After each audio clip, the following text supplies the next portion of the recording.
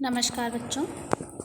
आज हमारा जो टॉपिक है वो भारत में राष्ट्रवाद का उदय। इसके बारे में मैंने पिछले व्याख्यान में पार्ट 1 में आपको बताया था कि राष्ट्रवाद क्या है या राष्ट्रीयता किसे कहते हैं, राष्ट्रीयता के तत्व कौन कौन से हैं, सहायक तत्व। आज का जो हमारा टॉपिक है वो इस पे रहेगा कि भारत में राष्ट्रीयता का विकास। भारत में राष्ट्रीयता का विकास। तो भारत में राष्ट्रीयता का विकास 19वीं सदी के उत्तरार्ध में हुआ और ये यूरोप में प्रसारित राष्ट्रवाद का ही प्रतिफल माना जाता है। यूरोप में संपूर्ण 19वीं सदी ही राष्ट्रीयता की शताब्दी मानी जाती है और उसका प्रारंभ मैंने पहले भी बताया था आपको कि फ्रांस की राज्य क्रांति से माना जाता है।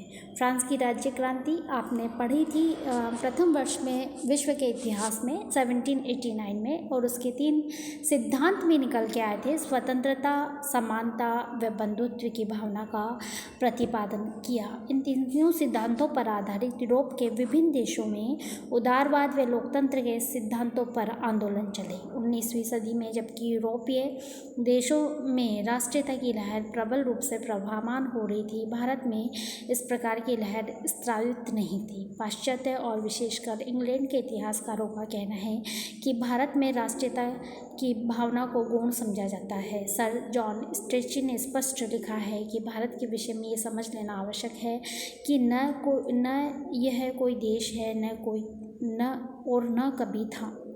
राष्ट्रीयता के जिन गुणों को ऊपर लिखा किया है उनका भारत में अभाव है। पाश्चात्य विद्वानों के मतानुसार भारत का विशाल जन समुदाय लगभग सभी विषयों जैसे भाषा, धर्म, जाति, राजनीति इत्यादि पर विभाजित है।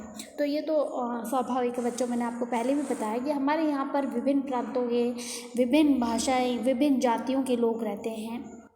समुचित अगर आप तृतीय वर्ष के विद्यार्थी हैं, आपने 2 इतिहास आपने पढ़ लिया। एक तो प्राचीन भारत का इतिहास पढ़ा जिसमें आपने पढ़ा कि शिलालेख है, अभिलेख हैं, जिनसे हमें जानकारी मिलती है कि किसका इतिहास कैसा था या किस राजा के समय क्या हुआ था। ये तो पढ़ा आपने प्रथम वर्ष में। और उसके साथ आपने पढ़ा उसी का पार्ट 2 विश्व का इतिहास, यानी पूरे संपूर्ण विश्व का इतिहास, यूरोप, फ्रांस, रूस, अमेरिका, इनमें क्या हो रहा था उसके बारे में। द्वितीय वर्ष में जब आप आए तो आपने पढ़ा राजस्थान का इतिहास और मध्यकालीन भारत का इतिहास। ठीक है, मध्यकालीन भारत का इतिहास में मुगल हमारे यहाँ आए, अफगानी आए, जितने भी आए, उन आक्रमणकारियों का क्या हम एक निष्कर्ष रूप में अगर हम इस इतिहास इसका हम निचोड़ निकालें तो हम क्या देखते हैं कि हमारे ऊपर आक्रमण क्यों हुआ? हमारी एकता के अभाव के कारण। हमारे छोटे छोटे संघर्षों ने, हमारे निजी स्वार्थों ने दूसरे हम पे हावी हुए, और जिसके परिणाम भी हमने देखे कि तृतीय वर्ष में जब आपने पढ़ा और द्वितीय वर्ष में राजस्थान का इतिहास पढ़ा तो राजस्थान के इतिहास में आपने पढ़ा कि कालीबंगा की सभ्यता, आड़ा की सभ्यता, बेराट की सभ्यता, राजस्थान में 1857 की क्रांति, ये जितने भी चैप्टर हैं उनसे आप परिचित हैं।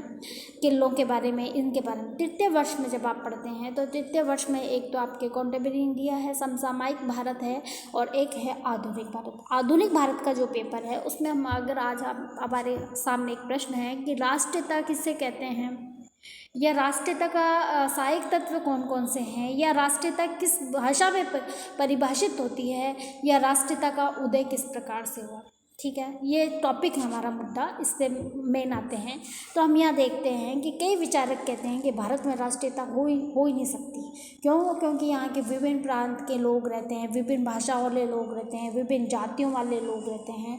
लेकिन हम फिर भी कहते हैं कि हमारी जो राष्ट्रीयता की भावना है वो निजी स्वार्थों से ऊपर है, निजी स्वार्थों से ऊपर है। मैंने आपको परिभाषा में बताया कि राष्ट्रीयता का अर्थ मैं नहीं, हम होना चाहिए। हमें ये करना है, मैं करूँगा ये शब्द नहीं होना चाहिए, हमें ये करना है या हमारा ये देश है, तो वो क्या कहलाएगी?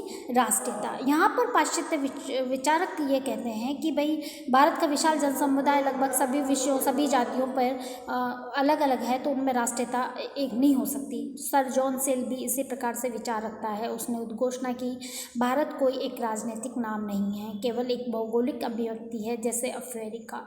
ये किसी देश के क्षेत्रफल या भाषा को संबोधित नहीं करता, वरन कई राष्ट्रों और भाषाओं को संकेत करता है। साम्राज्य के प्रबल समर्थक रैमज मैकडॉनल्ड की धारणा भी इसी प्रकार की है। उसने ये कहना आरंभ किया कि भारत का राष्ट्रीय आंदोलन मूलतः उन्हीं की देन है। भारतीय जनता का राजनीतिक मनोवृत्ति वाला हिस्सा बौद्धिक दृष्टि से हमारी संतान है। उन्होंने उन विचारों को ग्रहण किया जिन्हें खुद हमने उनके सामने रखा। इंग्लैंड के प्रभुत्व में होने के कारण भारत भी यूरोप के राष्ट्रवाद से प्रभावित हुआ, परंतु जिस प्रकार बंगाल से भारत में ब्रिटिश साम्राज्य की स्थापना विनाश हुआ, वो मैंने आपको बताया था कि बंगाल यहाँ शब्द आया है, बंगाल से भारत में ब्रिटिश साम्राज्य की स्थापना। तो प्लासी का युद्ध आपको याद होना चाहिए कि प्लासी के युद्ध में क्या घटनाक्रम हुई और किस प्रकार अंग्रेजों ने केवल जो व्यापार करने आए थे वो हमारे यहाँ से स्थायी हो गए। उसी प्रकार राष्ट्रीयता का बीजारोपण भी सर्वप्रथम कहाँ हुआ? बंगाल में हुआ। इसी संदर्भ में माइकल एडवर्ड्स ने लिखा है, बंगाल तो भारत में ब्रिटिश साम्राज्य की स्थापना का प्रांत था, पाश्चात्य विचारों के भूकंप का ऊपरी केंद्र बन गया, परंतु उसका वहाँ पर जो प्रभाव पड़ा उसका तात्पर्य भारतीय राष्ट्रीयता को उत्पन्न करना ही नहीं था, वरन उसका तात्पर्य बंगाली राष्ट्रीयता को उत्पन्न करना था। अभी हम देखते हैं कि सर्वप्रथम जो बीज राष्ट्रीयता के निहित हुए हैं वो कहाँ हुए? बंगाल में। सर्वप्रथम अंग्रेज जो केवल व्यापार की नीति से आए और बंगाल के अतुल धन संपदा से वो आकर्षित हुए और उन्होंने वहाँ पर आक्रमण करके एक स्थायित्व साम्राज्य की स्थापना की, वो भी कहाँ हुआ? बंगाल में। तो यहाँ पे देखते हैं एक प्रश्न ये आता है, क्या भारतीय राष्ट्रवाद अंग्रेजों की देन है? क्या भारतीय राष्ट्रवाद अंग्रेजों की देन है? भारत में राष्ट्रवाद का उदय और विकास ब्रिटिश उपनिवेशवाद की लंबी प्रक्रिया से संबंध मानते हैं, जैसा कि स्ट्रेची और सीले की उद्घोषणाओं से स्पष्ट होता है, परंतु अंग्रेजों का ये दावा तथ्य से परे है। इस प्रकार की धारणाओं का प्रचलन कर अंग्रेज भारतीय उपनिवेशों को एक उदारवादी कल्याणकारी शासन के रूप में प्रस्तुत करना चाहते हैं। यदि भारत पर अंग्रेज व अन्य किसी विदेशी शक्ति का शासन नहीं होता, तब भी भारत में राष्ट्रीय आंदोलन का जन्म निश्चय ही होता है। ये फैक्ट है कि हम में राष्ट्रीयता किसी विदेशियों से नहीं आई, हम में राष्ट्रीयता के जो बीज हैं वो निर्धारित ही थे। जनतांत्रिक विकास की जड़ें ब्रिटेन के अलावा आधुनिक युग में कई राष्ट्रों में प्रबलता से प्रसारित हो चुकी थी, अतः भारत की राष्ट्रीयता पर फ्रांस की राज्य क्रांति व अमेरिका के स्वतंत्रता संग्राम का प्रभाव पड़ा। रूस की क्रांति ने भी एशिया में राष्ट्रीयता का अच्छा प्रसार किया। जब हमने देखा कि अन्य देश जो स्वतंत्र हो रहे हैं, चाहे वो निरंकुश राजतंत्र से हो, चाहे वहाँ की शासन प्रणाली से हो, तो हम क्यों नहीं अंग्रेजों को भगा सकते, क्यों हम विदेशों के अधीन है? ये राष्ट्रीयता के बीच हमें फ्रांस की राज्य क्रांति से आए या अमेरिका के स्वतंत्रता संग्राम, जिन्होंने उपनिवेश थे, उन्होंने जो छोटे छोटे उपनिवेश थे, छोटे छोटे राष्ट्र थे, उन्होंने उनके खिलाफ जब विद्रोह कर दिया, तब हमें राष्ट्रीयता के बीच हमें पल्लवित हुए और उन्होंने शीघ्र ही आंदोलन का रूप ले लिया। अब यहाँ प्रश्न आता है कि बंगाल में राष्ट्रीयता का प्रसार सर्वप्रथम क्यों हुआ? तो देखिए बच्चों, सबसे पहले बंगाल में राष्ट्रीयता का प्रसार हुआ क्योंकि वहाँ पे पाश्चात्य शिक्षा का प्रसार था। दूसरा, ब्रिटिश साम्राज्य की स्थापना सर्वप्रथम बंगाल में हुई, अतः उसका सर्वाधिक प्रभाव 1911 तक यहीं रहा, यानी 1757 से सफ़र करता हुआ 1911 तक। कलकत्ता ही 1911 तक भारत में ब्रिटिश साम्राज्य की राजधानी रहा था। यहाँ पर अंग्रेजी शिक्षा के प्रसार ने असंतोष सर्वप्रथम बंगाल में उत्पन्न किया। जब शिक्षित बंगाली नवयुवकों को राजकीय सेवाएं प्राप्त नहीं हुई, तो बंगाल के युवक ब्रिटिश साम्राज्य के उन्मूलन को कटिबद्ध हो गए। सामाजिक व धार्मिक सुधारकों का आविर्भाव भी सर्वप्रथम बंगाल प्रांत में हुआ। राष्ट्रीयता के प्रमुख प्रणेता हेनरी डेरोज़ोवा वे कलकत्ता हिंदू कॉलेज में सहायक प्रधानाचार्य थे। उन्होंने देश प्रेम, देशभक्ति तथा त्याग व बलिदान की कविताएं लिखकर नवयुवक बंगाली छात्रों के हृदय में राष्ट्रीयता भावना प्रबल रूप में उत्पन्न कर दी। ये नोट करेंगे आप। सामाजिक व समय धार्मिक सुधारकों का योगदान बंगाल प्रांत में रहा। राष्ट्रीयता के प्रमुख प्रणेता, नाम नोट करेंगे, हेनरी डेरोजिवो। वे कलकत्ता हिंदू कॉलेज में सहायक प्रधानाचार्य थे। उन्होंने देश प्रेम, देशभक्ति तथा त्याग व बलिदान की कविताएं लिखकर नवयुग बंगाली छात्रों के हृदय में राष्ट्रीय भावना प्रबल रूप से उत्पन्न कर दी। 1860 से 1870 के दशक में बंगाल विपुल काव्य और गीत साहित्य रचा गया, जिससे देश की दुर्दशा और कभी प्रत्यक्ष हस्तकौशलों के पतन पर विलाप करता गया। इनमें से अनेक कविताएं और गीतों की रचना हिंदू मिलों के लिए की गई, जिनका आयोजन टैगोर परिवार के प्रोत्साहन पर नवगोपाल मित्र द्वारा होता रहा। रंगमंच पर नील दर्पण व आनंद मठ जैसे नाटकों का अभिनय किया गया, जिनसे बंगाल वासियों में राष्ट्रीय प्रेम जागृत हुआ। आप नोट करेंगे, रंगमंच पर नील दर्पण व आनंद मठ, ये टैगोर परिवार के द्वारा नवगोपाल मित्रों के द्वारा प्रेरित किया गया। भारत के प्रथम धर्म तथा सामाजिक सुधारक राजा राम मोहन राय बंगाल के ही सपूत थे। उन्होंने ब्रह्म समाज की स्थापना करके सामाजिक बुराइयों को दूर करते हुए पाश्चात्य विचारों से प्रभावित राष्ट्रीयता का प्रसार बंगाल में किया। बंगाल गद्य में नवीन प्रेरणा के स्रोतों को स्थापित करने वाले राजा राम मोहन राय और ईश्वर चंद्र विद्यासागर ही थे। जब बंगाल में जूरी अधिनियम पारित हो गया तो राजा राम मोहन राय ने उसके विरोध में हस्ताक्षर अभियान प्रारंभ किया। इस अधिनियम के पारित हो जाने से हिंदू व मुस्लिम न्यायाधीश यूरोपियन लोगों के अभियोग की सुनवाई नहीं कर सकते थे। उनके बाद देवेंद्रनाथ टैगोर तथा केशव चंद्र सेन ने राजा राम मोहन राय के राष्ट्रोत्थान व राष्ट्रीयता के प्रसार के कार्यों को आगे बढ़ाए, परंतु पाश्चात्य सभ्यता व संस्कृति से गर्भित बंगाल की राष्ट्रीयता अधिक लोकप्रिय नहीं बन सकी। कालांतर में इसके विरुद्ध प्रतिक्रिया आरंभ हुई, उसने नवीन रूप धारण किया, वह हिंदू राष्ट्रीयता कहलाई। ये प्रतिक्रिया मुसलमानों को प्रभावित नहीं कर सकी। कहने का मतलब यह है कि बंगाल में बहुत सारे देशभक्त विचारक हुए, जिन्होंने अपनी रचनाओं के माध्यम से, एक आप कॉलम बनाएंगे कि बंगाल में कौन कौन से विद्वान हैं, उनकी क्या रचनाएं हैं और उनसे क्या प्रभाव पड़ा। अब 3 कॉलम बनाएंगे, उन तीनों में अलग अलग हैं लिखेंगे, जैसे आनंद मठ है, नील दर्पण है, ब्रह्म समाज है, इसके संस्थापक कौन हैं, राजा राम मोहन राय हैं, प्रथम कौन है जिन्होंने राष्ट्रीयता के बीज निहित किए या राष्ट्रीयता को प्रोत्साहित किया, तो हेनरी डेरोजिवो था, जिन्होंने छात्रों में, वहाँ के जो विश्वविद्यालय उनके छात्रों में देश प्रेम, देशभक्ति के गीत प्रसारित किए। तो यहाँ पर आप इसको अलग अलग उसमें देखेंगे। अब हम आगे ये देखते हैं कि इसी में एक बंगाल में राष्ट्रीयता प्रसार के कारण में अगर हम ले तो सांस्कृतिक हिंदू राष्ट्रीयता पाश्चात्य सभ्यता व संस्कृति से प्रभावित, जिस राष्ट्रीयता का विकास राजा राम मोहन राय, केशव चंद्र सेन आदि के प्रयासों से बंगाल में हुआ, वह अंग्रेजों की प्रजातीय धार्मिक, राजनीतिक तथा शासकीय भेद नीति के कारण बंद पड़ गया। उसके प्रतिरोध में भयंकर प्रतिक्रिया आरंभ हुई। उस प्रतिक्रिया ने ही उत्कट धार्मिक व सांस्कृतिक भारतीय हिंदू राष्ट्रीयता को जन्म दिया। अन्य आंदोलन के भांति हिंदू राष्ट्रीयता का श्री गणेश बंगाल में हुआ। बंगाल में हिंदू राष्ट्रीयता का सूत्रपात किसी धर्म व समाज सुधारक ने नहीं किया। इसका प्रस्फुरण तत्कालीन साहित्यकारों, लेखकों व कवियों के द्वारा किया गया था। उन साहित्यकारों की अपनी मातृभूमि के प्रति अपूर्व आस्था थी। वे सच्चे अर्थ में उस स्वर्ग जननी जन्मभूमिश्च सर्वगतोपरि से बढ़कर मानते थे। अतः उन्होंने आस्था से प्रेरित होकर अपनी मातृभूमि की वंदना में कविताएं रची तथा लेख प्रकाशित करवाए। इसी श्रेणी के साहित्यकारों में, बच्चों आप नोट करेंगे, बंकिम चंद्र चटर्जी सर्वाधिक उल्लेखनीय माने जाते हैं। 1853 में कलकत्ता के नए विश्वविद्यालय से बीए की परीक्षा पास की, वे ब्रिटिश सरकार की सेवा में चले गए।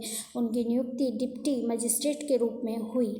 1891 ईस्वी तक वे इसी पद पर कार्य थे। उनकी पदोन्नति इसलिए नहीं की गई क्योंकि वे एक भारतीय थे, जबकि वो बहुत ज्ञानी थे, लेकिन भारतीय होने के कारण उन्हें प्रमोशन नहीं मिला। इस असमानता के व्यवहार ने उनकी आत्मा को जकोड़ कर रख दिया। बंकिम चंद्र ने भारतीय धर्म तथा संस्कृति के गौरवगान का संकल्प लिया और आनंद मठ की रचना इसी संकल्प का प्रतिफल थी। यह एक ऐतिहासिक रचना मानी जाती है जिसकी प्रासंगिकता आज भी यथावत है तथा वंदे मातरम गीत इसी कालजयी की यथार्थ रचना है। वह अमृत कोश है जिसको हृदय में धारण कर मातृभूमि की वर्ण स्वत स्फूर्त असंदिग्ध बन जाती है। यह कृति 1880 के आसपास लिखी गई और 1882 में ये पुस्तक के रूप में प्रकाशित हो गई। इसमें हिंदू धर्म की निर्बलताएं वे आडंबर विकृतियों पर करारी चोट की गई। उपन्यासों के अलावा बंकिम चंद्र ने निबंधों के माध्यम से जनसाधारण में राष्ट्रीय भावना सर्जित की। उनके लेखन में मिलने वाला स्वर शुद्ध रूप से राष्ट्रवाद का विश्वव्यापी स्वर था। इसके साथ ही उनका यही वंदे मातरम गीत कालांतर में राष्ट्रीय गीत बन गया। आप नोट करेंगे, वंदे मातरम गीत जो कि कालांतर में राष्ट्रीय गीत बन गया। हिंदू व मुसलमानों सहर्ष कंधे से कंधे लगाकर इस गीत को गाते थे, इसलिए वे अंग्रेजों के लाते गोशों के शिकार भी बनते थे। बंकिम चंद्र के उपरांत राष्ट्रीय उपन्यासकारों में गिरीश चंद्र घोष के भावात्मकपूर्ण पारिवारिक नाटक अथवा पौराणिक कथानकों पर आधारित नाटक छाए हुए जिनमें प्रत्यक्ष व राजनीतिक तत्व का अभाव था।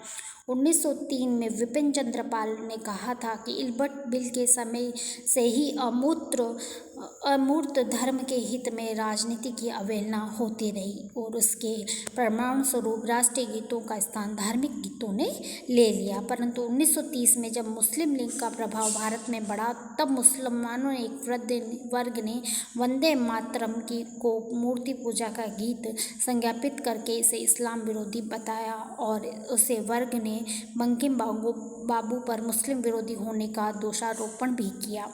विचारशील एवं भारतीय राष्ट्रीयता के कर्णधारों में मुस्लिमों की इस धारणा को कड़ा विरोध किया।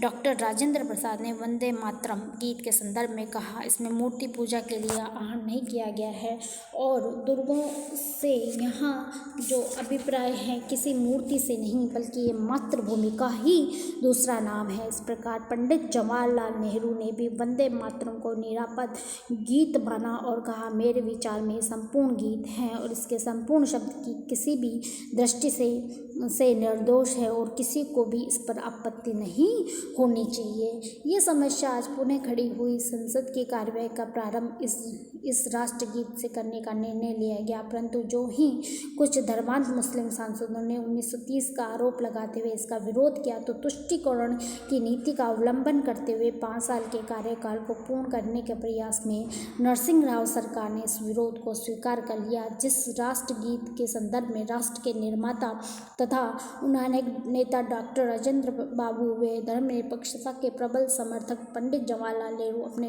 विचार व्यक्त कर चुके थे, उसी राष्ट्रगीत को सरकार ने 1992 ने मुस्लिम विरोधी व हिंदू धार्मिक गीत मान लिया। परंतु हर्ष का विषय है कि वर्तमान समय में भी वंदे मातरम का संसद में चलन है और आज भी हम जब कोई भी राष्ट्रीय पर्व मनाते हैं तो ये गीत गाया जाता है और इस गीत को गाने से जितना हमें आनंद मिलता है, जितना हमें देशभक्ति की भावना का प्रबल हमारे देशभक्ति की भावनाएं हमारे अंदर जाग जाती है और हम बिल्कुल सीधे होके इसको नियमों से गाते हैं तो हमें बहुत एक गर्व महसूस होता है कि हम भारतीय हैं। वास्तव में देखा जाए तो बंकिम बाबू आधुनिक भारत के प्रथम महान रचनाकार थे। आनंद बंट के अतिरिक्त उन्होंने कई उल्लेखनीय रचना रची जो बंगाल साहित्य में मील का पत्थर बन गई। वास्तव में बंकिम बाबू भारत की अस्मिता के गौरव गणेश थे।